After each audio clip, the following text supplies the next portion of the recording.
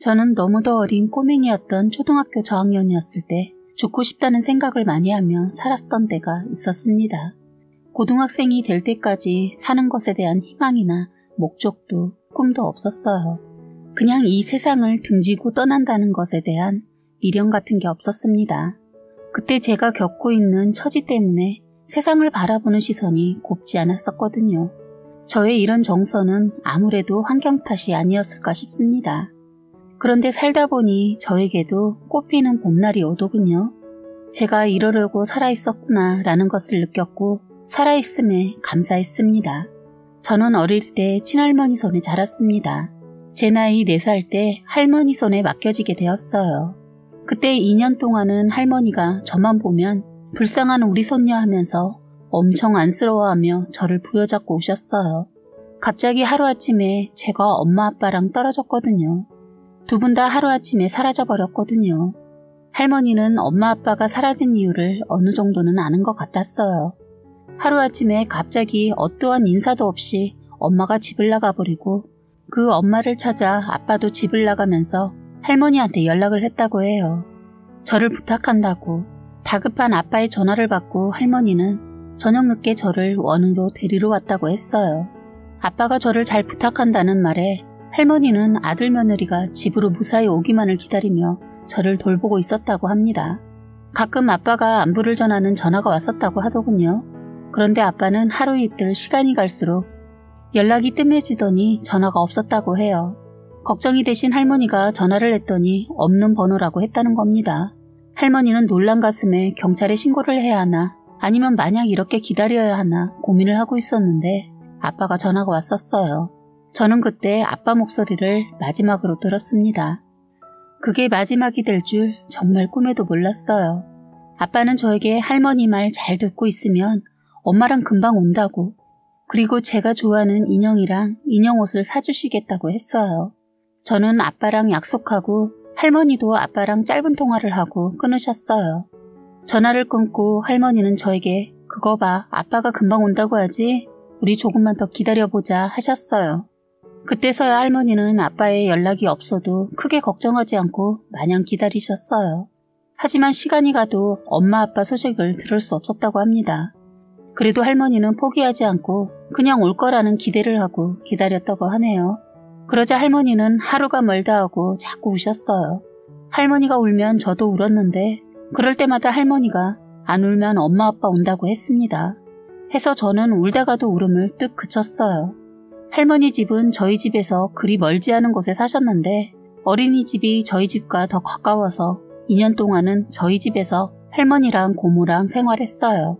저는 엄마가 사라지고 난 이후로 언젠가부터는 어린이집 차를 타고 집 앞에 오면 저를 마중 나온 고모가 없어서 다시 원으로 가게 되는 일이 빈번했습니다. 할머니는 고모한테 저를 받으라고 하고 일을 가셨는데 집에서 잠을 자고 나오지 않은 고모 때문에 제 기억으론 엄청 늦은 시간까지 선생님과 고모를 기다리고 있었던 것 같아요. 기다리던 고모가 어린이집에 왔을 때 고모 모습은 깨재재해서 이제 일어난 사람처럼 보였는데 그 기억이 납니다. 그때 고모는 어린이집에서 저를 데리고 나오자마자 제 손을 뿌리치더니 혼자 막 가버리는 거예요. 예전에도 친절한 고모는 아니었지만 그날따라 정말 무서운 고모로 변해서 저에게 소리쳤어요. 선생님 앞에서는 저의 머리까지 쓰다듬으면서 이뻐한 척을 하더니 갑자기 어린이집을 나오자마자 돌변을 하는 거예요. 아무리 어려도 제 기억에 그것이 선명하게 남아있어요. 저는 놀라서 어쩌지 못하고 그 자리에 얼음이 되어 서 있으니까 갑자기 빨리 안 뛰어올래? 고래고래 소리를 지르더군요. 그래도 제가 얼음이 되어 있자 고모는 단걸음에 달려와 제 등짝을 사정없이 치더니 제 팔 하나를 힘껏 잡아채더니 질질 끌고 갔어요. 저는 그때 어렸기 때문에 무서워서 울기 시작했고 우는 저를 본 고모는 조용히 하라면서 제 등짝을 또 세게 때렸어요. 저는 그 순간 놀라서 그 자리에서 오줌을 싸게 되었고 고모는 심한 말 욕 같은 것을 말하면서 엄마 욕을 했던 걸로 기억합니다. 그때 욕을 몰랐기 때문에 나쁜 말이었다는 것만 기억에 남고 정확히 기억에 남는 것은 한 단어였어요. 그런 저를 내버려 두고 먼저 가버리더니 사람들이 하나둘 몰려들어 저를 쳐다보자 남을 의식한 고모는 다시 돌아와 저를 째려보면서 제 팔을 힘껏 잡고서는 빠른 걸음으로 걸어갔어요. 저는 뛰면서 끌려가듯 가게 되었어요.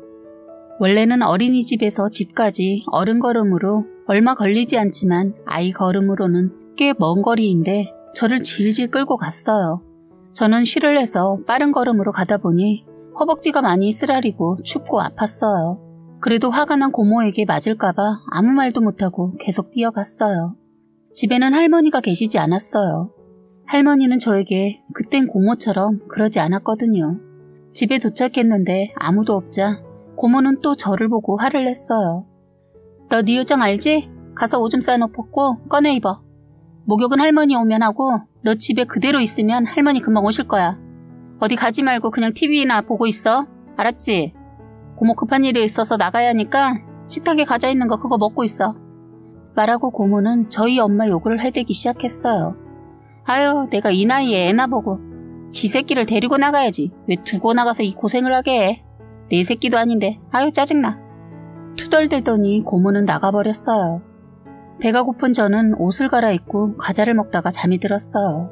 새벽에 잠결에 할머니 목소리를 듣고 더 깊게 잠이 들었습니다. 그렇게 저는 어린이집 차를 할머니가 일을 나가시면 게으른 고모 때문에 아침에 놓쳐서 아침엔 끌려가듯이 가야 했고 하원 땐 고모가 마중을 안 나와서 다시 원으로 돌아가 8시가 넘어서 또 고모 손에 끌려가듯이 집에 가게 되었어요. 고모가 하도 심하게 저를 잡아끄니까 저희를 사람들이 많이 쳐다보면서 저희 어떻게 해? 엄마가 왜 저래? 하면서 손가락질을 했어요. 고모는 아랑곳하지 않고 되려 그 사람들에게 당신 애야? 남의 일에 신경 꺼. 그리고 나 미스거든? 아휴, 이것 때문에 결혼도 못 해보고 아줌마 소리를 듣네. 하면서 짜증을 엄청 냈어요. 그런데 고모 그때 몸무게가 80은 넘는 정도의 등치였거든요. 저는 할머니가 1년 정도는 어린이집 차를 놓치지 않고 제 시간에 보내줘서 힘들지 않았는데 할머니가 1년 후에 일을 시작하면서 고모랑 생활하다 보니 너무 힘들었던 기억이 생생합니다. 하도 늦은 등원을 하다 보니까 나중에는 원에서 할머니한테 전화가 가면서 할머니가 일을 그만뒀어요. 그래서 다시 안정된 등원과 하원을 할 수 있었는데 우리가 살던 집이 전세 계약이 끝나면서 우리 집의 짐을 할머니 집으로 옮기면서 버릴 것은 정리를 하고 할머니 집에 못 들어가는 것은 다른 곳에 맡긴다고 했어요. 할머니 집으로 와도 어린이집을 다닐 수 있었는데 갑자기 할머니가 달라지기 시작했어요. 그러면서 다니던 어린이집도 그만두게 되었고 집에 고모랑 있어야 했습니다. 고모는 일을 하지 않고 놀고 먹으면서 먹고 자고 했거든요. 달라진 할머니는 저를 보기만 하면 억울하다 하면서 할머니 눈앞에 보이지도 말라면서 밥 처먹었으면 밥값 하라면서 고사리 손인 저에게 설거지 시키고 청소시키고 그리고 나면 방에서 나오지도 못하게 했어요. 고모도 무서웠는데 할머니까지 무서워져서 저는 방에서 꼼짝하지 않고 있을 수밖에 없었습니다. 저는 어린 나이에 이유도 모른 채 엄청난 구박을 받으면서 성장할 수밖에 없었습니다. 저는 나중에 할머니가 왜 저를 그렇게 미워했는지 7살 되기 전 가을에 알게 되었어요. 제가 가을하면 너무 아프고 찬바람이 불기만 하면 싫은 것은 가을에 엄청나게 할머니에게 맞고 집 밖으로 쫓겨나 문 밖에서 쪼그리고 앉아 할머니가 문을 열어주기만을 기다리며 있어야 했기 때문입니다. 문 밖에서 듣고 있는데 할머니는 통곡을 하면서 자기가 미친년이라고 하면서 억울해서 못 산다고 하시면서 저 짐덩어리를 나한테 맡겨두고 내 아들 잡아먹은 년, 남자의 환장한 년 하면서 우셨어요. 할머니의 고함 소리는 저에게 공포였습니다. 저는 새벽까지 벌벌 떨고 있다가 잠이 잠깐 들었는데 기억이 없습니다. 그런데 다시 눈을 떴을 때는 병원이었어요. 저는 옆집 아저씨 도움으로 살아났어요. 아저씨가 새벽에 집에 들어가다 저를 발견하고 술김에 또 쫓겨났나 보네 했다네요. 워낙 할머니가 평소에도 저를 혼내는 것을 자주 목격한 아저씨는 술김에 애가 이 새벽에 또 쫓겨났나 하고 그냥 지나쳐 집에 들어가려다 다시 돌아보니 애가 쪼그리고 앉아있는 게 아니고 잠든 것 같다 깨우려고 보니 애 상태가 몸이 차갑고 이상했다고 해요. 찬 바닥에 쓰러져 잠이 든 저를 발견하고 놀라셔서 저희 할머니 집 초인종을 눌렀는데 문을 열어주지 않자 아저씨는 대문을 사정없이 내리치면서 이러다 애 죽는다고 했다고 합니다. 술을 먹은 아저씨는 제가 죽은 것 같아서 정신이 번쩍 들었다고 하네요.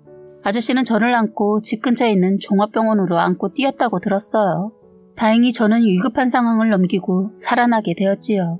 그런데 눈을 뜨자마자 할머니가 고모한테 전화하는 할머니의 짜증 섞인 소리를 듣게 되었는데 할머니가 그러더군요. 아휴, 내가 속상해서 저것이 돈 잡아먹는 거머리다. 이것이 대문 밖으로 잠깐 내보냈더니 이것이 저체온이란다. 아이고, 지 엄마 닮아서 빼짝 꼬라서 속 썩이네. 너 빨리 와서 애 데리고 가. 하더군요. 한참 후에 고모가 왔는데 저를 보자마자 머리를 쥐어박더니 아유, 골칫덩어리 하면서 제 팔을 살짝 꼬집었어요. 저는 고모가 할머니 집에 데려다 주면서 저에게 충격적인 말을 해줘서 왜 할머니가 저를 그토록 미워하는지를 알게 되었습니다. 야, 너 나중에 은혜를 모르면 안 된다. 똑똑히 들어. 너 네 엄마 바람나서 너 버리고 가서 지금 네가 이곳에 있는 것이고 네 아빠는 네 엄마가 죽인 거야. 너 이렇게 키워놨는데 나중에 혹시라도 은혜도 모르고 네 엄마 찾아가면 알지? 그땐 내 손으로 가만 안 둬. 넌 할머니가 시키는 대로 하고 있어. 제발 말썽 부리지 말고. 내가 너 때문에 은근히 내 돈 들어가고 있어. 고모 나가봐야 하니까 집 지키고 있어. 저는 그런 말을 들어도 정말 고모 말에 크게 놀라지 않았던 것 같아요. 왜 그랬는지는 모르겠지만 아빠가 죽었다는 것도 엄마가 아빠를 죽였다는 말도 다 거짓으로 들렸어요. 왜냐면 제가 기억하는 저희 부모님은 제 앞에서 한 번도 싸우는 것을 보여준 적이 없었기 때문입니다. 그냥 제가 힘든 것은 저를 왜 할머니 집에 버렸나였어요. 어린 마음에 배고프고 추운 것이 저는 제일 힘들었어요. 저는 배가 너무 고파서 냉장고를 열어봤는데 반찬이라고는 김치 하나였고 밥솥에는 밥도 없고 할머니가 자주 사용하는 냉장고에는 자물쇠가 달려있었고 베란다에 가까이 있는 방 하나에도 큰 자물쇠가 달려있었어요. 부엌에는 그 흔한 라면 하나 없었어요. 아무리 먹을 것을 눈 씻고 찾아보려고 해도 아무것도 없었습니다. 그래서 집안의 방들을 열어보려고 손잡이를 잡고 돌리는데 할머니 방도 고모 방도 잠겨 있었어요. 그래서 다 문을 열어보려고 했는데 다 잠겨 있고 유일하게 열려있는 것은 옷방 하나 열려 있었어요. 제가 할머니한테 구박을 받으면서 살게 된 방입니다. 제 방이라고 해도 될 것 같네요. 저는 그 방으로 처음 쫓겨났을 때 저는 슬프지 않았어요. 그 방에는 엄마 옷과 아빠 옷 그리고 제가 살던 집에 물건들이 모여져 있는 방이었기 때문에 그 냄새로 잠이 들고 슬플 때 그 냄새로 위로를 받았던 것 같아요. 할머니는 수시로 기분이 바뀌셔서 저를 그곳에 가둬두기도 했어요. 그래도 저는 무섭지 않았어요. 배가 아파 옷에 똥오줌을 싸는 고통 빼고는 참을 수 있었어요. 나중에 옷에 똥을 싸서 죽도록 맞았던 기억도 있네요. 제가 할머니한테 심하게 구박을 받게 된 진실은 할머니는 엄마가 사라진 게 아버지의 과한 집착 때문이라고 생각하셨다고 해요. 아버지가 유독 엄마밖에 몰랐다네요. 제가 초등학교 때 할머니가 고모한테 말하는 것을 들었는데 엄마는 엄청 이뻤다고 해요. 그래서 아빠가 약간의 의처증이 있을 정도로 엄마에게 집착을 했다고 들었어요. 그런 아빠의 행동에 숨이 막힌 엄마는 자꾸 밖으로 돌았고 그럴수록 아빠의 증세는 더 심해졌다고 하더군요. 심증은 가는데 물증이 없었던 아빠는 엄마의 뒤를 몰래 미행하기도 했다고 하더군요. 아빠는 드디어 엄마의 바람 연장을 잡고 여관에서 그 충격을 스스로 다스릴 줄을 모르고 그냥 목숨을 한순간에 끊어버렸다는 거예요. 아버지가 유서를 남겨서 엄마의 바람과 이렇게 극단적인 선택을 하게 된 이유도 그리고 아버지가 엄마 때문에 힘들어했다는 것을 알게 된 거예요. 엄마 바라기였던 아버지였기에 충격이 컸던 것 같습니다. 아빠의 지나친 집착이 엄마 아빠의 불화의 시작이었던 것 같아요. 아빠의 유품인 일기장을 보면서 엄마에 대한 마음이 일편단심이었다는 것을 알았어요. 저도 아버지의 영향을 받아 일기를 매일 쓰게 되었는데 그래서 그런지 지금 이 글을 쓰면서 예전의 제 일기가 도움이 되네요. 할머니는 저만 보면 수시로 니에미가 내 아들 잡아먹었어. 나는 못 산다. 내 아들 아까워서 어쩌냐. 나는 못 산다.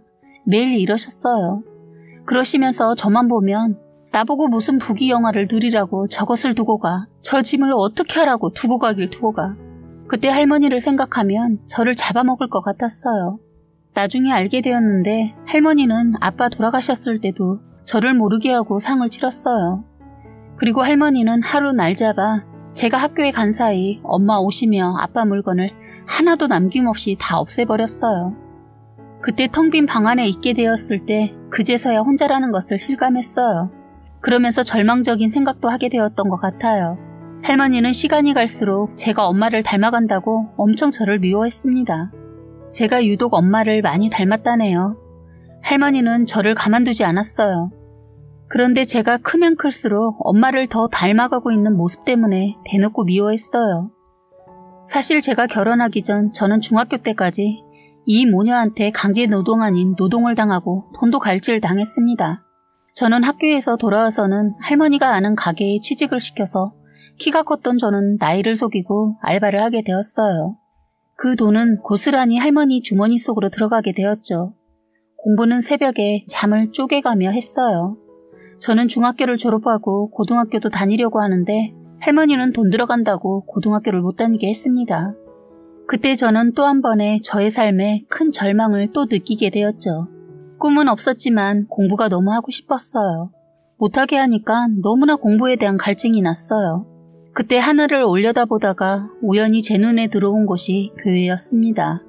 저는 교회 문이 열려 있어서 조용히 들어가 기도를 했어요. 공부가 하고 싶다고, 그 길을 어떤 길인지 알려달라고. 기도를 하다 보니 저도 모르게 울게 되었습니다. 한없이 울면서 기도하는 저를 본 목사님께서 왜 우냐고 물으셨어요. 그때 저도 모르겠는데 그냥 제 살아온 사정을 목사님께 마구 쏟아내게 되었습니다. 세상이 너무 원망스럽고 저에게 이런 고통을 주는 이유가 이해하기 힘들다고, 이제는 더 이상 버틸 힘이 없다고 목사님한테 목 놓아 울면서 말했어요. 저는 속에 있는 것을 다 쏟아내고 나니 정말 온몸이 날아갈 듯이 가벼움을 느꼈고 저를 누군가가 따뜻하게 안아주는 기분이었어요. 목사님은 저의 말을 다 들으시고는 제게 기도를 해주시면서 도움이 필요하면 언제든지 찾아오라고 하셨어요. 저는 그 기분이 너무 위로받는 것 같았습니다. 그래서 저는 그 이후로 주말마다 교회를 가게 되었고 힘들 때마다 기도를 했어요. 그런데 저는 제 처지가 그래서 그런지 사람들의 시선이 느껴지는 곳에 앉지 않고 저는 한쪽 모퉁이에 앉아 조용히 말씀 듣고 왔습니다. 그런데 제가 울면서 또 기도를 하자 목사님이 제 고민을 들어주셨어요. 고등학교 돈 문제로 할머니가 학교를 보내주지 않는다고 했더니 목사님께서 저에게 걱정하지 말라고 하셨어요. 도움받을 수 있는지 알아보신다고 저를 안심시켜 주셨습니다.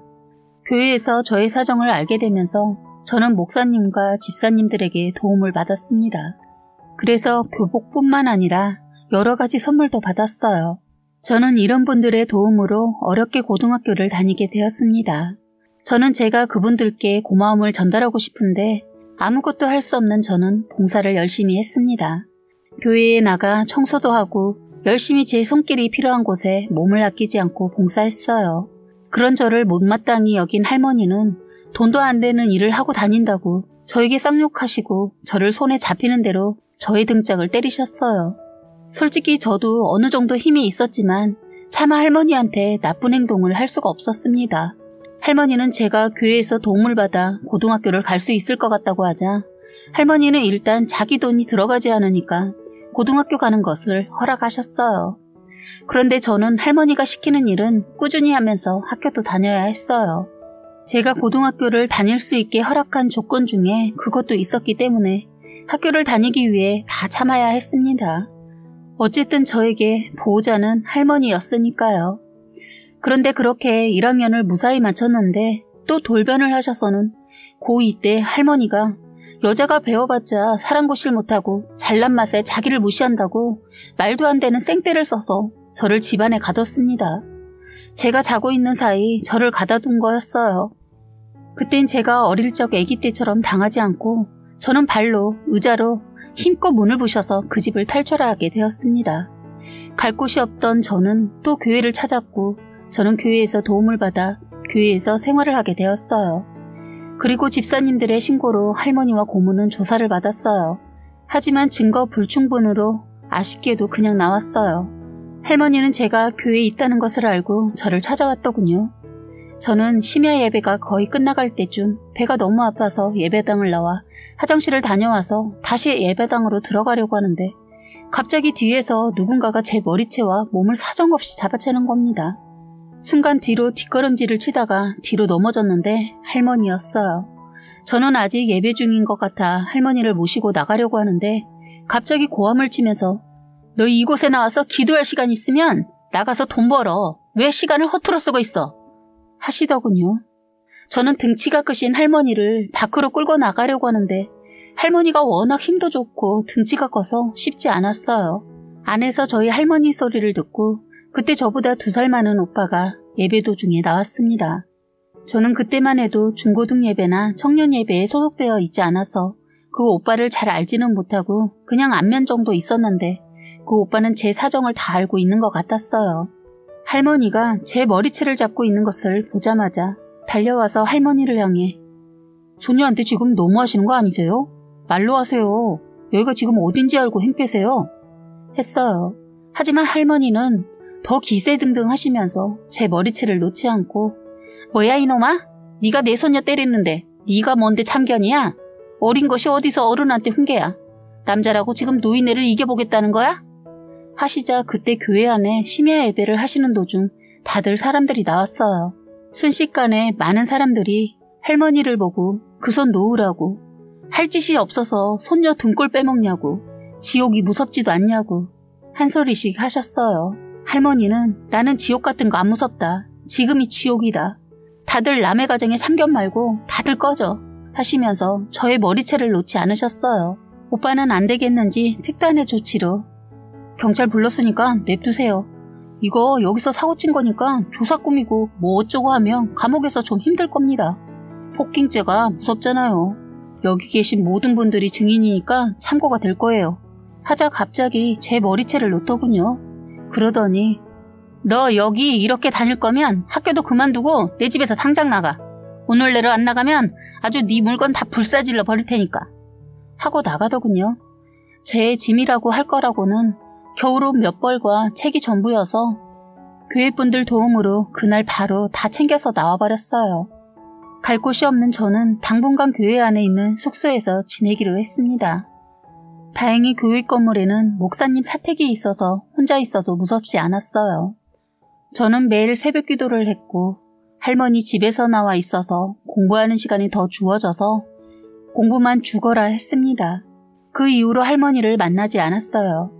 할머니도 제가 도움을 받지 않고 있으니까 딱히 괴롭히지 않았는데 가끔 저에게 찾아와 욕을 하고 갔어요. 교회에서는 저를 함부로 하지 못하니까 한 번은 학교로도 찾아왔는데 그때 선생님의 신고로 다행히 저는 보호를 받을 수 있었어요.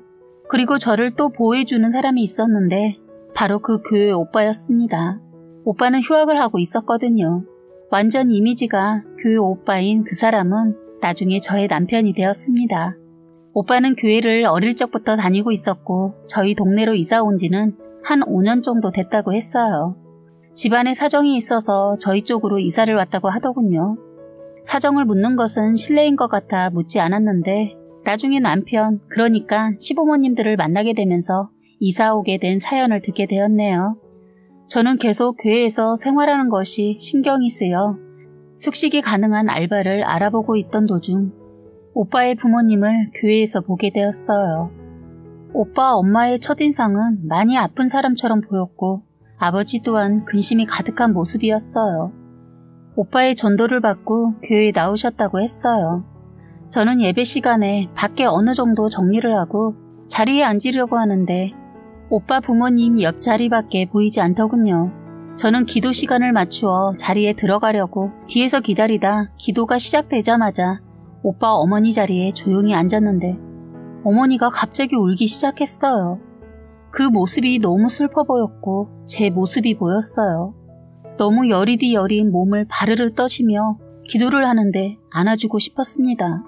저는 저도 모르게 한 손을 어깨에 감싸주고 한 손은 어머니 손을 잡아주었어요.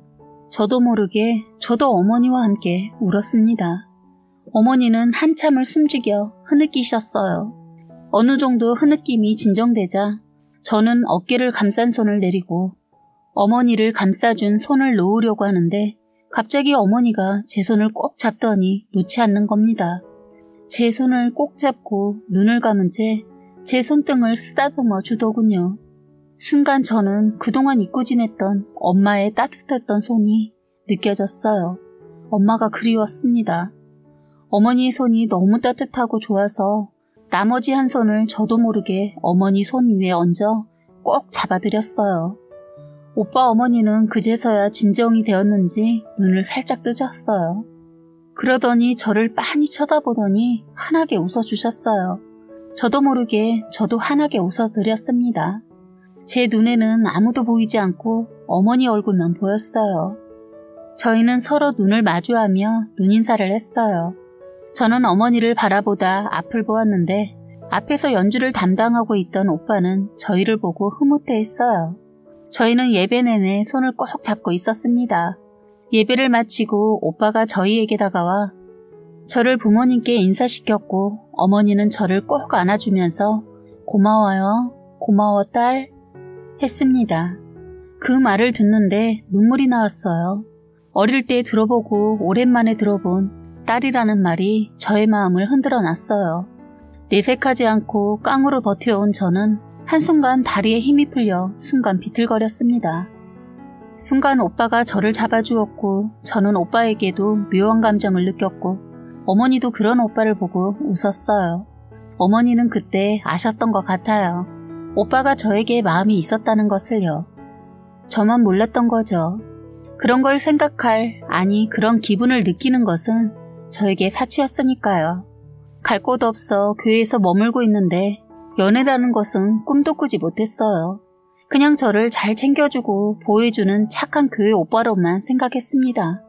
그렇게 저는 오빠 부모님과 만나게 되면서 저는 어느 순간 어머니 옆자리가 제 자리가 되었어요. 어머님이 알아서 제 자리를 맡아주셨어요. 예배 끝나고 식사도 같이 하게 되었습니다. 어머니는 조심스럽게 조금 시간이 지나자 저에 대해 물어보시기 시작했어요. 저는 제 처지가 불쌍은 하나 꿀릴 게 없다고 생각하는 사람이라 당당하게 저는 할머니와의 사정 때문에 교회에서 머물고 있다라고 솔직하게 사실을 말해드렸어요.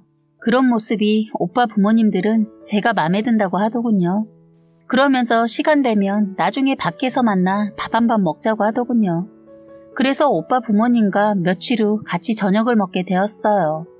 오빠 부모님은 제가 엄청 좋아하는 일식집에서 저를 초대해 주셨어요. 저희 부모님이 그렇게 되면서 그 이후로 딱 3번 먹어봤거든요. 제가 어릴 때 워낙 좋아해서 엄마가 많이 사주셨는데 그 이후로 교회분들이 사주셔서 먹어봤네요. 저는 마른 거에 비해 먹성이 좋아서 오빠 부모님이 너무 좋아하셨어요. 잘 먹어서 이쁘다고 하더군요. 못 먹고 자라서 먹는 것에 식감이 있어요. 부끄럽지만 저도 쉴 새 없이 먹었어요. 맛있게 식사를 마치고 나자 어머님이 조심스럽게 저에게 혹시 오빠 집에서 같이 지내면 안 되냐고 묻는 거예요. 많이 당황했지만 저는 그 제안에 이런 거 저런 거 따질 형편이 안 되어서 염치 무릅쓰고 할 수만 있다면 같이 지내고 싶다고 했어요. 제 말을 듣고 어머님은 너무 환하게 웃으시면서 좋아하시고 아버님도 엄청 기뻐하셨어요. 그러면서 나중에 얘기를 할까 하다 지금 말해준다고 하시면서 가정사를 말해주셨어요.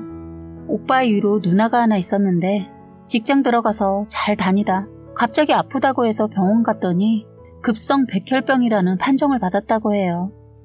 오빠 누나는 그렇게 준비도 없이 가족 곁을 떠났다고 해요. 그래서 누나와 추억이 없는 다른 동네로 이사를 왔다고 했어요. 워낙 가족들끼리 사이가 돈독해서 예전 동네에서 살 수가 없었다고 합니다. 오빠 부모님들은 결혼해서 자녀가 성인이 될 때까지 함께한 그곳에서는 가족들 추억이 존재하는 동네라 도저히 못 살고 이사를 했다고 했어요. 그리고 어머니는 이사 오고도 몸을 추스리지 못하고 꽤 오랫동안 누워 계시다가 겨우 밖을 나오신 곳이 교회였다고 합니다. 그런데 그날 저의 손길이 어머니 손에 닿았을 때 너무 따스하고 위로받은 느낌이었으며 마치 딸의 손을 잡고 있는 것 같았다고 해요. 그래서 그날 그렇게 오열을 했던 거라네요. 다신 제 손을 놓고 싶지 않았다고 합니다. 저는 가족을 선물 받은 것 같았어요. 그렇게 해서 저는 시누이가 될 수도 있었던 오빠 누나의 방을 쓰기로 했습니다. 어머님은 이사를 하시고도 딸의 방을 꾸며놓으셨고 딸의 소지품도 간직하고 계셨어요. 그것들을 저에게 다 주고 싶다고 하셨습니다. 남들은 어떻게 생각할지 모르겠지만 저는 너무 좋았어요. 언니 옷도 저랑 체격이 맞아서 그런지 하나도 버릴 게 없이 다 저에게 맞았어요. 저는 거부하지 않고 언니 거를 다 받았습니다. 그렇게 저는 교회에서 살던 짐을 챙겨 오빠 집으로 들어가게 되었어요. 저는 오빠 집에서 제가 받은 만큼 저도 노력했어요. 그러니까 지금의 시어머니는 제가 학교에서 오기 전 집안일도 제가 손이 가지 않게 다 해놓으시고 맛있는 음식도 해주셨어요. 정말 모녀처럼 시장도 같이 다니게 되었습니다. 저는 하루하루 시부모님의 사랑을 받으면서 살고 있었습니다. 그런데 이런 행복에 자꾸 구정물을 퍼붓는 사람들이 있었는데 바로 할머니와 고모였어요. 시장에서 한동안 못 보고 지낸 할머니와 고모를 만나게 된 거예요. 제가 어머니 팔짱을 끼고 다니는 것을 본 할머니는 시장 바닥이 떠나가도록 소리를 질렀어요. 너 지금 나이가 몇인데 동거를 하고 지랄이냐고. 신세 망칠 일 있냐고. 그 씨가 어디 가겠냐고 하면서 저에게 막말을 퍼부었습니다. 어머니는 그 말을 듣고 있다 한 소리 하셨어요. 손녀를 책임지기 싫어서 버렸으면 그만이지. 이제 와서 뭔 상관이야? 이제 남이면서 동거를 하든 결혼을 하든 왜 참견이야? 하셨어요. 어머님이 원래 순하신데 제 일에는 두 팔 걷어 저를 절대적으로 보호해 주셨어요.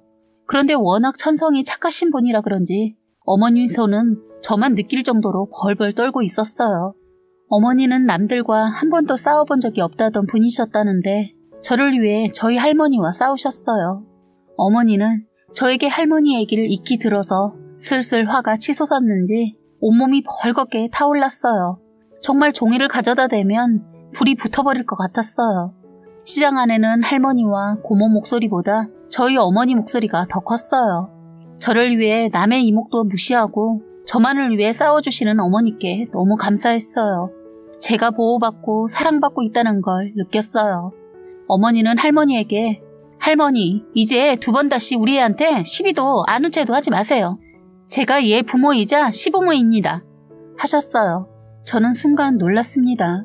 어머님은 저를 며느리로 생각하고 계셨던 거예요. 그 말을 듣고 있던 고모가 야, 넌 왜 모르는 아줌마가 핏줄보다 더 진하냐? 이것이 거둬줬더니 은혜를 모르네?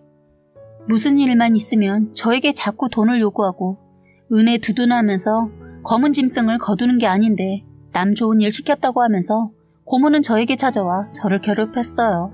이런 사실을 안 시어머니가 이봐요, 고모라는 분, 내가 듣자하니 우리 애를 어릴 적부터 껐떡하면 때렸다면서 어디 힘없는 어린 것한테 강한 척을 해? 깡패야?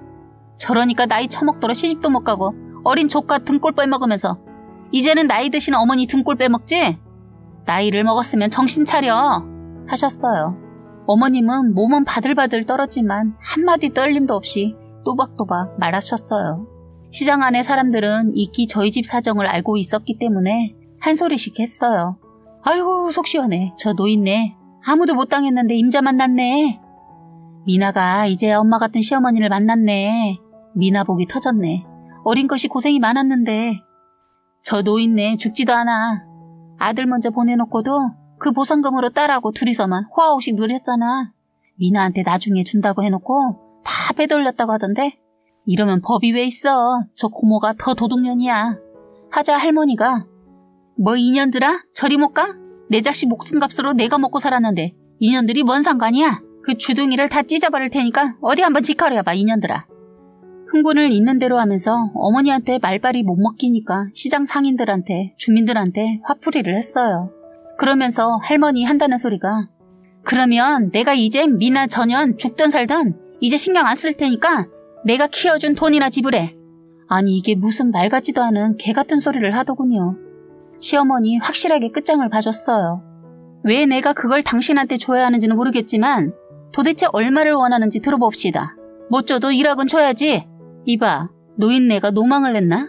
그래, 그럼 내가 1억 주면 당신이 미나 대신해서 받아놓은 아들 사망보험이 있었다고 들었는데 그거 다 돌려주고 둘이 사기죄로 감옥에 다녀올 거야? 그래야 정신 차릴 거야? 한번 갈 때까지 가봐? 내가 내일이라도 아니 지금 변호사한테 전화해서 접수할 거니까 그렇게 한번 해보자고. 했더니 갑자기 고모가 엄마 그만해. 우리가 불리해. 빨리 가자. 하면서 자기 엄마 끌고 가는데 할머니는 분한지 욕을 마지막까지 날리면서 갔어요. 시장에선 다 지켜보고 있다가 그렇게 끝이 나자 하나같이 하나가 된 듯 다들 환호성과 함께 박수를 쳐주었어요. 어머니는 집으로 돌아오는 길에 저에게 그랬어요. 너 혼자가 아니야. 너에게 가족이 있다는 거 잊지 마. 어디 가서 움츠리지 말고 당당하게 살아. 엄마가 너 지켜줄 테니까 하셨어요. 저는 그 말을 듣고 어머니의 팔을 꼭 안았어요. 그 팔을 놓고 싶지 않았습니다. 일주일 있다가 어머니와 함께 떡볶이를 먹으러 시장을 갔는데 그 이모님이 그러더군요. 너 그거 아냐? 네 할머니 야밤도주 했단다. 네 고모랑. 이젠 너 속 편하게 다리 뻗고 자겠다. 아이고 고생했다. 저희는 시장에서 돌아와 어머니와 또 다른 얘기를 했어요. 어머니가 저에게 꿈이 뭐냐고 묻더군요. 저는 조심스럽게 초등학교 선생님이 되고 싶다고 말했어요. 어머님은 선생님 중에 왜 초등학교 선생님을 택한 이유가 있냐고 물으시더군요. 저는 그 나이대가 가장 힘들었다고 했어요. 할머니와 고모의 엄한 체벌과 욕을 들으면서 혼자서 감당했던 그 나이가 제 자신을 생각했을 때 그때가 제일 안쓰러워서 그때 나이인 아이들을 보면서 보호해주고 안아주고 가르쳐주고 싶다고 했습니다. 저는 그때 나이 때 궁금한 것을 물으면 바로 체벌을 받아야만 했다고. 뭘 알려고 꼬치꼬치 캐묻냐고. 입 닥치고 방에 들어가 처박혀 있으라고 했다고. 그래서 저는 제가 베풀면서 스스로 위로받고 싶다고 했어요. 어머니는 제 말을 듣고 저를 꼭 안아주셨어요. 어머니는 저에게 엄마가 밀어줄 테니 하고픈 거 다 해보라고 하셨어요. 저는 그렇게 해서 시부모님들의 도움을 받으면서 공부에만 매달렸습니다. 사실 아는 분들은 아시겠지만 생각보다 초등학교 선생님 과정이 호락호락하지 않거든요. 저는 오빠 부모님을 만나면서 생긴 꿈을 포기하지 않고 쉽지 않은 길을 택해 선생님이 되었습니다.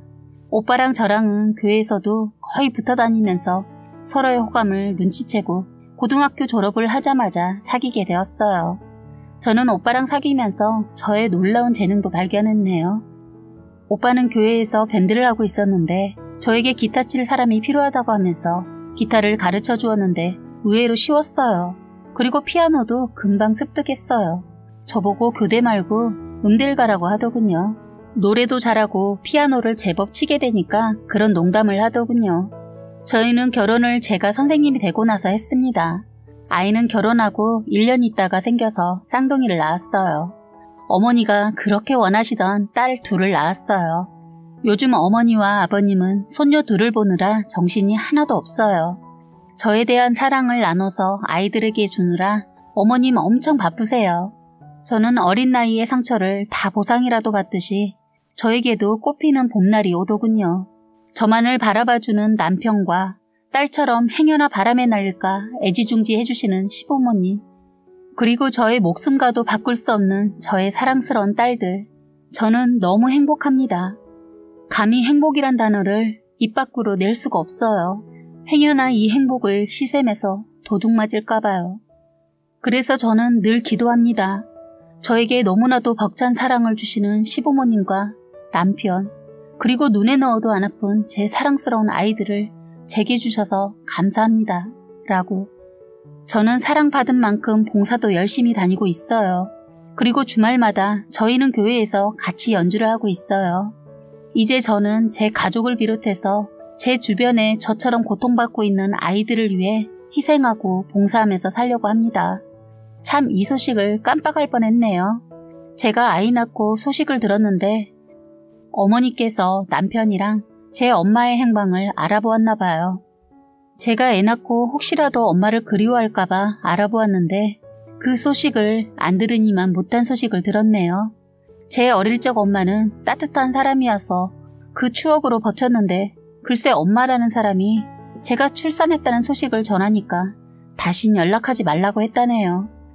자기는 저버리고 나오자마자 결혼해서 애도 낳아서 살고 있으며 가정 깨고 싶지 않으니까 서로 보고 살지 말자고 했다네요. 솔직히 어릴 적 엄마가 그리워 생각날 때는 있었는데 그런 말을 들으니까 정이 뚝 떨어지더군요. 저는 이제 저에게 엄마는 시어머니 한 분뿐이라고 생각하면서 살려고 합니다. 오히려 그 소식과 엄마의 말을 전해 듣기를 잘했다는 생각을 했습니다. 깔끔하게 정리가 되었거든요. 그리고 마지막으로 할머니는 고모가 재산 다 가지고 도망가면서 할머니를 쪽방해버려서 독고사 하셨다고 들었어요. 고모는 남자를 만났는데 재산 다 뺏기고 그 집에 들어가 그 남자 아이들 키우며 식모처럼 그 남자한테 맞으면서 거지같이 산다고 들었네요. 이제는 제 갈 길에 걸림돌이 없어서 얼마나 다행인지 모르겠습니다. 이제는 지금 내 곁에 있는 내 가족과 앞으로도 행복했으면 좋겠습니다. 안녕하세요. 늘 사연만 듣다가 제가 간직한 소중한 사연을 여러분들께 들려드리고자 글을 써봅니다. 저와 민성 씨는 제가 다니는 대학교 앞에 있는 카페에서 일하는 알바생이었습니다. 대학교를 다니는 사람은 아니었고 그냥 카페에서 일을 하던 아르바이트생이더라고요. 제가 항상 외치던 이상형의 모습과는 많이 달랐지만 민성 씨를 보자마자 첫눈에 반하게 되어 끈질기게 쫓아다니기 시작했습니다.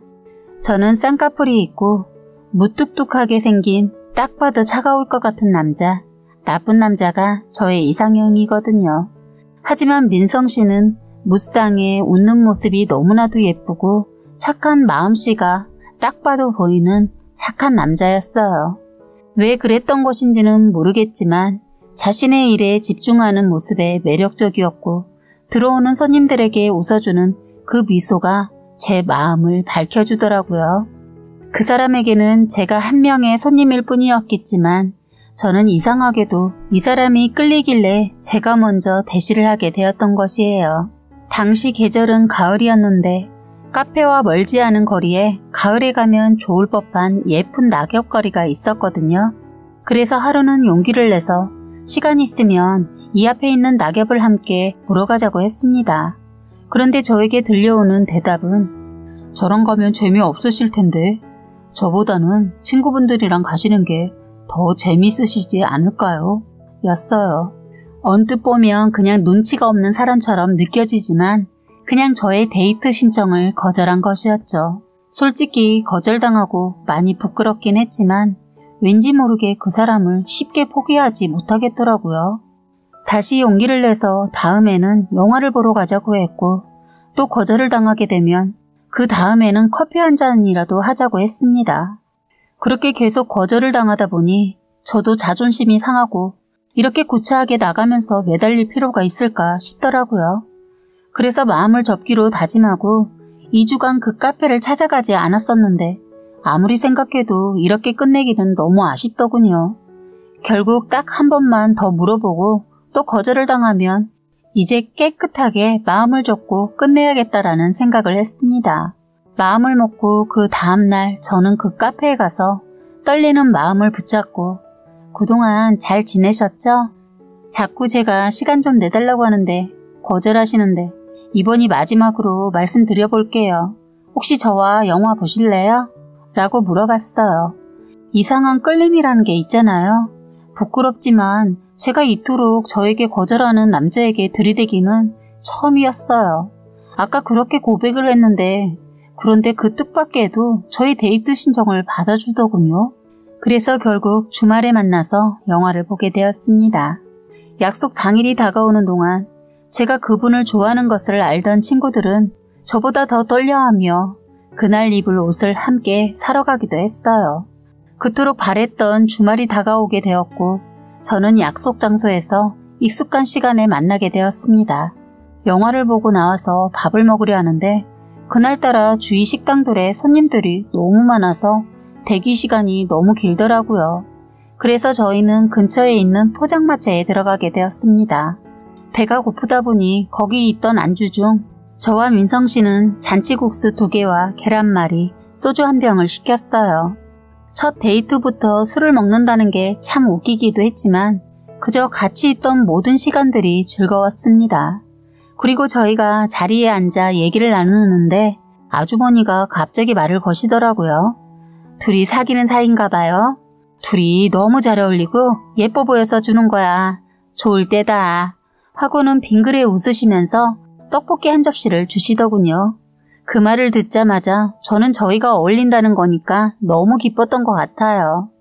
혼자 좋아서 배시시 웃고 있었는데 저에게 갑자기 민성씨가 처음에는 저의 데이트 신청을 거절하다가 갑자기 왜 저와 데이트해야겠다고 마음을 먹은 건지 얘기해 주더군요. 그랬더니 처음에는 딱 봐도 자기보다 어려 보이는 애가 들이대는 것이 조금 부담스럽기도 하고 이러다 말겠지라고 생각했다고 합니다. 실제로도 저희는 3살 나이 차이가 있었습니다. 하지만 저는 그런 나이 차이는 별로 신경 쓰이지 않았어요. 그래서 저의 계속된 데이트 신청에도 거절해 왔었는데 제가 2주간 카페에 가지 않았을 때 제가 오지 않는다는 것을 인식하게 되었고 왜 오지 않는 것인지 궁금해지고 걱정되기 시작했다고 해요. 그래서 2주 만에 나타난 저를 보자마자 너무 반가웠고 내가 얘를 지금까지 기다렸던 것이었구나라는 것을 깨닫고는 제 데이트 신청을 받게 되었다고 합니다. 이 얘기를 마치고 나니 자기 집안 사정을 얘기해 주더군요. 자기 사정을 듣고 이 상황을 함께 견디기 힘들어 떠나도 너의 마음을 이해한다고 하더라고요. 알고 보니 이 사람의 아버님은 오래전에 돌아가셨고 어머님은 열심히 사시면서 아들을 혼자 키우셨다고 하더라고요. 그래서 민성 씨는 고등학교를 졸업하자마자 대학교를 진학하는 것이 아닌 돈을 벌기 위해 공장부터 해서 여기저기 일을 했다고 합니다. 그렇게 일을 해서 돈을 모으고 모아서 어머님과 함께 살아가던 도중 생활이 어느 정도 안정적으로 되어서 본격적인 취직 준비를 하는 김에 하게 된 일이 카페 아르바이트였다고 해요. 저의 경우 어렸을 때부터 남들보다는 풍족한 집안에서 살았기 때문에 이런 경험을 해본 적이 없었지만 얼마나 힘들었을지 조금이나마 이해할 수 있었어요. 이날을 이후로 저희는 하루 이틀 만나는 날이 늘어가게 되면서 자연스럽게 연인 사이로 발전하게 되었습니다. 여느 커플들처럼 맛있는 것도 먹으러 다니고 영화도 보고 멀지는 않지만 가까운 곳으로 여행도 가며 행복한 연애를 했어요. 그러다 보니 저희가 함께한 시간이 어느새 5년이 지나 있더군요. 그 사이에 저는 벌써 대학교를 졸업하여 취직 준비를 했고 이 사람도 좋은 곳은 아니었지만 어느 정도 안정적인 직장에 취직을 하게 되었어요. 그리고 연애의 기간이 6년이 되었을 때 저는 취직을 하게 되었습니다. 취직을 하자마자 민성 씨와 결혼을 하고 싶다는 생각뿐이었어요. 저는 취직도 했기 때문에 안정된 상태였고 이 사람과 결혼이 하고 싶었기 때문에 민성 씨를 데리고 저희 집에 데려가게 되었어요.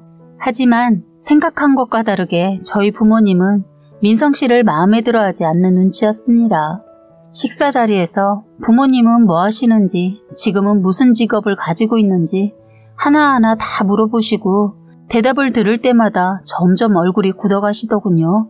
아니나 다를까 민성 씨가 집에 가자마자 아버지는 저에게 그 남자애랑 결혼하면 이제 나랑 부모 자식 관계는 끝나는 거다. 너 알아서 해라. 말씀하시고는 방으로 들어가 버리시더라고요. 아버지와 그렇게 가까운 사이는 아니었지만 그래도 제가 원하는 것이라고 하면 저에게 티는 내지 않으면서도 다 들어주셨던 분이라 더 충격적이었던 것 같습니다.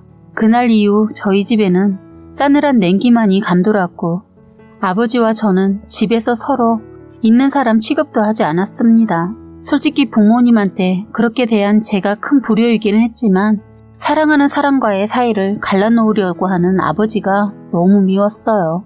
민성 오빠에게 티를 내지 않으려고 했지만 아무래도 저희 부모님과 식사하는 날 마음에 들지 않는다는 걸 어느 정도 눈치를 챈 것 같더라고요. 그러면서 저에게 보라야, 나는 아직 경제적으로 준비가 되지 않은 상태라서 지금 말고 조금 지나서 결혼하는 게 좋다고 생각해 라고 말해주는 거예요. 그렇지만 그 말에 속상했던 저는 어떻게 오빠는 그렇게 말할 수가 있어요? 지금 모자란 건 우리가 결혼하고 쌓아가면 되는 거고 지금이 아니면 언제 할 건데요? 약속할 수 있어요? 계속 앞으로 함께 나아가면서 더 힘든 일도 많을 텐데 조금 일찍 겪은 거라고 생각하고 같이 노력해서 이겨낼 수 있잖아요. 라고 소리 지르곤 일어났는데 그런 저를 꼭 안아주더라고요. 그리고는 미안하다고 내가 생각이 짧았다고 중얼거리며 꼭 안아주고 그 품속에서 저는 펑펑 울었던 기억이 납니다. 그렇게 저희는 함께 이 위기를 헤쳐나가기로 약속하고는 더욱 단단해졌어요. 그렇게 둘이 몰래 결혼 준비를 시작한 지 2주 정도가 지났을 때 오빠가 갑자기 저를 불러내더라고요. 저는 솔직히 결혼 전에 프로포즈를 하려고 하나보다 모른 척 해줘야겠네 라고 생각하고 나갔지만 그날 들은 말은 충격적인 말이었어요. 갑자기 저에게 펑펑 울면서 헤어지자고 하더군요. 지금까지 함께한 시간들은 자기 인생에서 가장 행복했던 시간이었다고 고맙다고 그만하자고 얘기하는 겁니다. 처음에는 그 말을 듣고 현실을 부정하며 내가 잘못 들은 게 맞는 거지? 라는 말만 계속 반복했어요.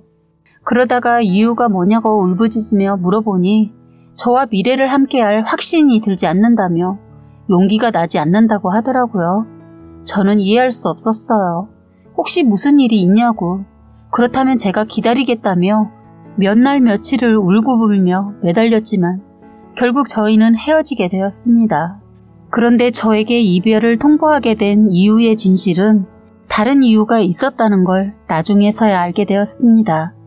그렇게 저는 헤어지고 난 후 폐인처럼 지내며 회사 생활을 하다가 이렇게 있다가는 정말 어떻게 될지도 모르겠다는 생각에 제대로 제 몸을 돌보기 위해 회사를 나왔습니다. 그 뒤 민성 씨와 결혼하기 위해 모아두었던 돈의 일부로 해외여행을 가게 되었어요. 솔직히 처음에는 절망과 비참함 속에서 벗어나고 싶어 떠나게 된 여행이었지만 거기에서 많이 치유가 되었던 것 같습니다. 그래서 그 이후로도 저는 저를 위해 여행도 자주 다니게 되었어요. 해외여행을 다녀온 뒤 저에게 부족하다고 느껴지는 부분에 대해 공부도 더하고 자격증도 따면서 시간을 보내고 취직 준비를 했습니다. 운이 좋게 취직은 예상보다 쉽게 할 수 있었고 저는 저의 생활이 나쁘지 않다고 생각했어요.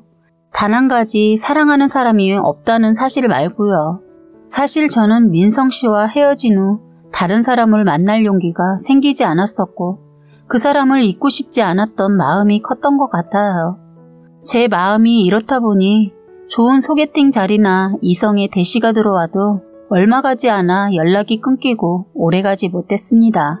하루는 제가 유난히 회사에서 실수도 하고 상사에게 많은 꾸지람을 듣게 되어 많이 힘들었던 날이었어요.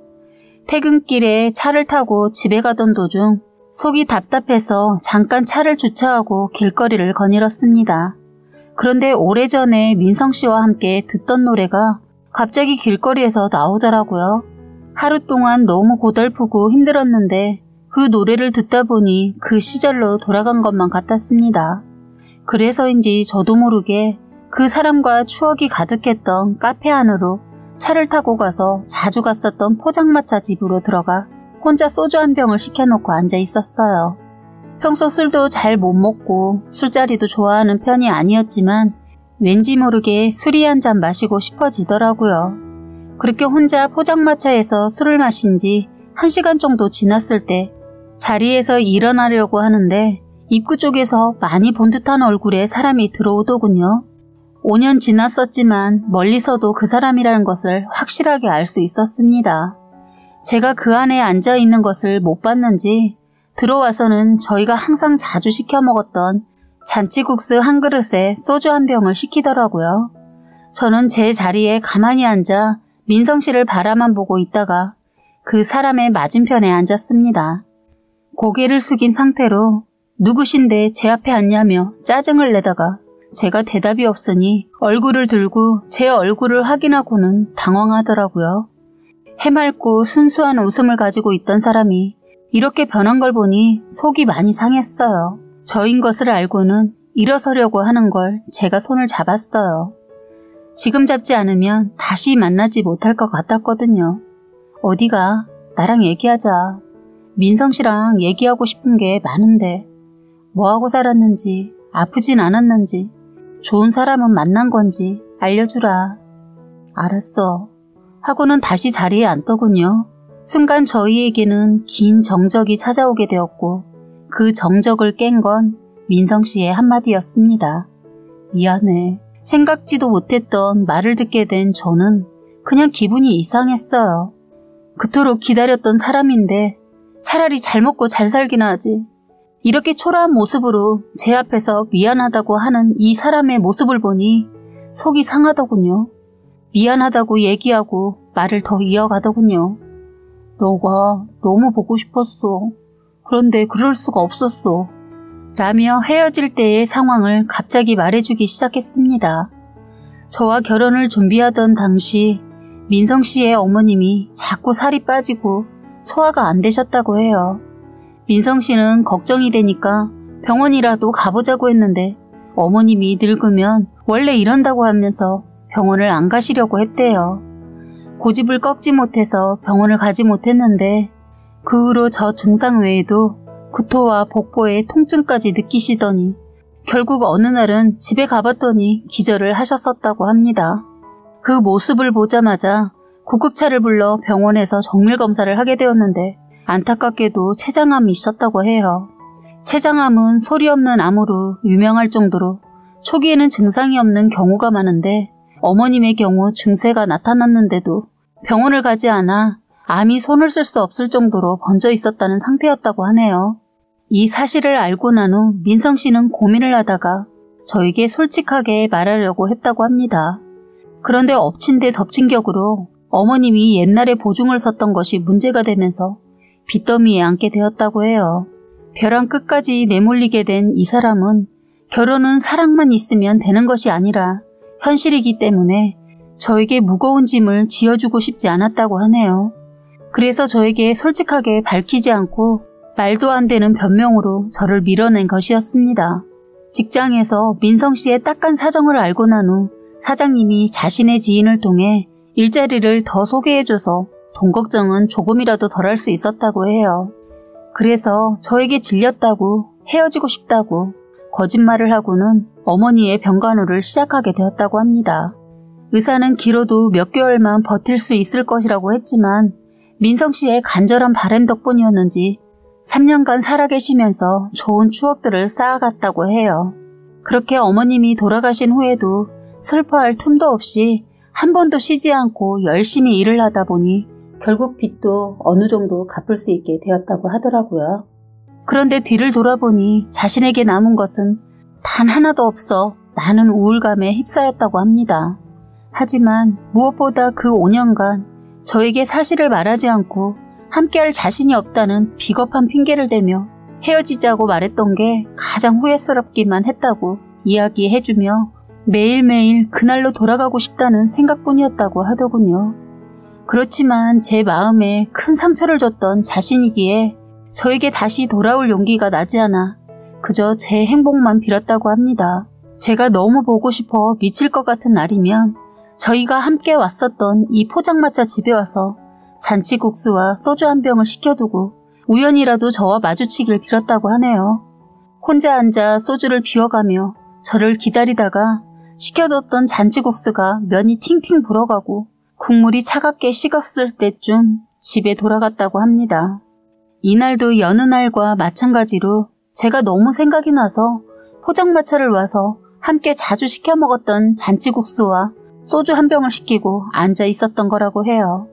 그런데 그토록 바래왔던 제가 이 사람 앞에 앉았을 때 처음에는 자신이 잘못 본 건가, 내가 진짜 미친 건가 보다 라는 생각이 들어 자리에서 일어난 거라고 하더군요. 저는 이 사실을 모두 듣는데 눈물이 멈추지 않더군요. 그리고 제 앞에 덤덤히 말해주는 이 사람을 꼭 안아주었어요. 그랬더니 그제서야 눈물을 쏟아내더라고요. 제 품에서요. 보라야, 너를 이젠 다시는 놓치기 싫어. 정말 많이 보고 싶었어. 다신 후회하고 싶지 않아서 지금이라도 사죄하는 거야. 내가 정말 못된 놈인 거 다 알고 있어. 너한테 정말 미안해. 라고 하면서 펑펑 울더라고요. 왜 그럼 그때 이런 사정들을 말하지 않았던 거야. 나 민성 씨에게 이별 통보 받았을 때 수많은 생각을 하면서 잊어보려고 무진장 애를 쓰면서 그동안 노력했어. 그런데 그게 쉽지가 않았어. 정말 날 떠난 당신이 죽도록 미웠고 용서할 수가 없었다고. 제가 그동안 힘들었던 얘기를 다른 사람들의 시선도 의식하지 않고 마구 울면서 말을 했어요. 술을 먹고 있던 사람들은 저희의 말을 숨죽여 듣고 있었어요. 저도 이제 다시 이 사람을 놓치고 싶지 않은 마음도 있었지만 두 번 다시 상처받고 싶지 않아서 다신 예전처럼 또 일방적인 이별을 한다면 나도 이젠 자기 용서하지 않을 거야. 그럼 다신 그런 일 없어. 약속해. 민성 씨는 저의 손을 잡으며 손가락으로 약속을 걸고 복사까지 하는 둥 유치하게 장난을 쳤어요. 나 용서해 주는 거지? 그의 얼굴을 가만히 바라보고 있는데 그 긴 시간이 흘렀다는 게 느껴지지 않고 어제 만난 것처럼 느껴졌어요. 그런 민성 씨를 바라보며 그럼 민성 씨의 이런 진실의 말을 들었는데 어떻게 내가 당신을 그냥 보낼 수 있겠어? 하자 민성 씨는 저를 살포시 안아주었어요. 저희는 서로 부둥켜 안고 펑펑 울었습니다. 주변에선 저희의 말이 끝나고 서로 안고 울자 박수를 쳐주면서 행복하세요. 뽀뽀해. 예뻐요. 등 소리쳐줬어요. 그제서야 저는 주변이 의식이 되더군요. 저희는 다시 자리에 앉아 다시 못다한 얘기부터 시작했어요. 저를 이해 못하는 분들도 많겠지만 그 사람을 다시 받아줄 수밖에 없었습니다. 5년 만에 다시 만난 우리는 하고 싶었던 말들도 많았지만 서로의 마음을 다시금 확인을 했었던 것 같아요. 그렇게 대화를 나눴고 조금 진정이 된 우리는 포장마차에서 나왔어요. 우리는 오랜 시간 떨어져 있었어도 정말 전혀 어색하지 않았어요. 그래서 더 많은 대화를 나누고 싶어서 이 사람의 집으로 가게 되었어요. 그 사람은 조그마한 원룸에서 혼자 살고 있더군요. 그날 밤 못다한 이야기들을 날이 새도록 민성 씨의 5년간 하고 싶었던 이야기들을 하나씩 풀었습니다. 그리고 다음날 아침이 토요일이라서 일찍 회사에 출근하는 것이 아니라 그 집에서 함께 있었어요. 그날 이후로도 저희는 연락을 주고받고 다시 만나기 시작했습니다. 정말 너무 행복했고 이 사람이 아니면 안 되겠다고 생각이 들더라고요. 때마침 저희가 다시 만난 지 5개월쯤 되었을 때 민성 씨가 저에게 프로포즈를 하게 되었어요. 저는 그 프로포즈를 승낙했고 이제는 부모님의 허락만 남겨져 있는 상황이었죠. 저희 부모님에게 민성 씨의 모든 이야기를 해드렸더니 이번에는 허락해 주시더라고요. 제가 그동안 많이 힘들어했던 모습도 알고 계셨기에 더 순탄하게 허락을 받을 수 있었던 것 같기도 합니다. 그렇게 해서 저희는 결혼 준비를 순탄하게 마치게 되었고 작년에 결혼을 하게 되었어요. 그렇게 반대를 했던 저희 아빠가 지금은 먼저 민성 씨를 불러내서 같이 술 한잔도 걸치고 낚시도 가면서 저보다 더 사이좋게 지내더라고요. 지금은 저희 행복하게 잘 살아가고 있습니다. 너무 많은 세월을 돌아온 것 같지만 결국 이렇게 행복한 시간을 보내고 있네요. 이어질 인연은 어떻게 해서든 다시 이어지는 것 같아요. 다들 사랑의 상처에 힘들어도 나의 인연이 다시 찾아올 것을 기다려보세요.